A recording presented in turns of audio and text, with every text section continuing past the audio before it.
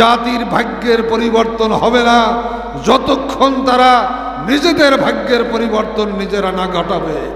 কাজেই আসুন আমরা ঐক্যবদ্ধ হয়ে দেশের সকল জনতা ঐক্যবদ্ধ হয়ে যেভাবে গণ অভ্যুত্থান হয়েছে আওয়ামী জালেমদের বিরুদ্ধে, তদ্রূপ আর একটা গণ অভ্যুত্থানের এরকম একটা দৃষ্টান্ত স্থাপন করে আমরা বাংলাদেশকে ইসলামী রাষ্ট্র প্রতিষ্ঠার জন্য আবারও একটি চেষ্টা করব।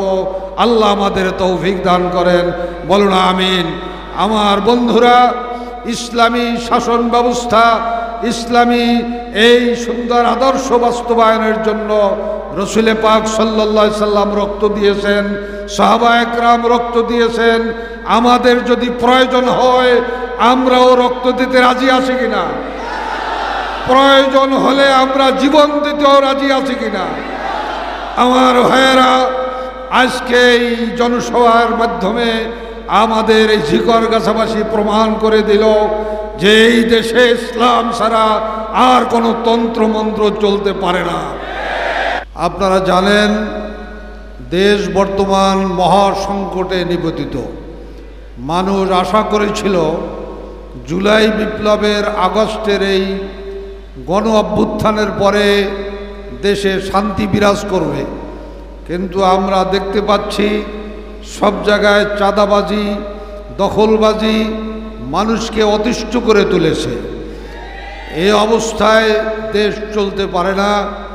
কাজেই আমরা লক্ষ্য করেছি বিগত দিনের ইতিহাসের পুনরাবৃত্তি ঘটছে।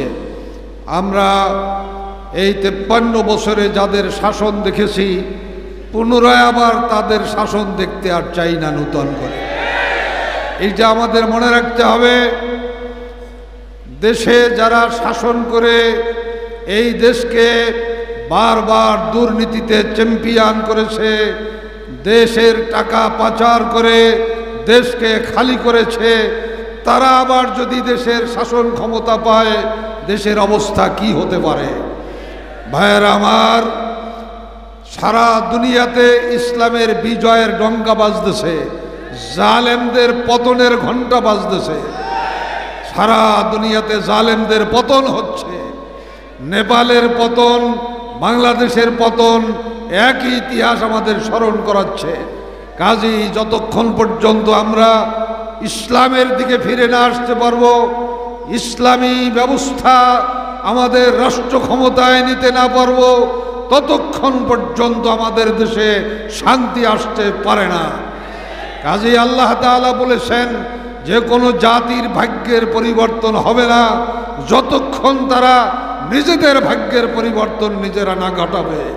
কাজেই আসুন আমরা ঐক্যবদ্ধ হয়ে দেশের সকল জনতা ঐক্যবদ্ধ হয়ে যেভাবে গণ অভ্যুত্থান হয়েছে আওয়ামী জালেমদের বিরুদ্ধে, তদ্রূপ আর একটা গণ অভ্যুত্থানের এরকম একটা দৃষ্টান্ত স্থাপন করে আমরা বাংলাদেশকে ইসলামী রাষ্ট্র প্রতিষ্ঠার জন্য আবারও একটি চেষ্টা করব।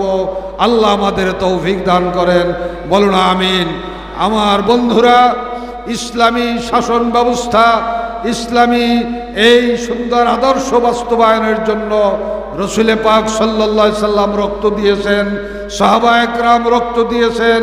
আমাদের যদি প্রয়োজন হয় আমরাও রক্ত দিতে রাজি আছি কিনা? প্রয়োজন হলে আমরা জীবন দিতেও রাজি আছি কিনা? আমার ভাইয়েরা, আজকে এই জনসভার মাধ্যমে আমাদের এই ঝিকরগাছাবাসী প্রমাণ করে দিল যে এই দেশে ইসলাম ছাড়া আর কোনো তন্ত্রমন্ত্র চলতে পারে না।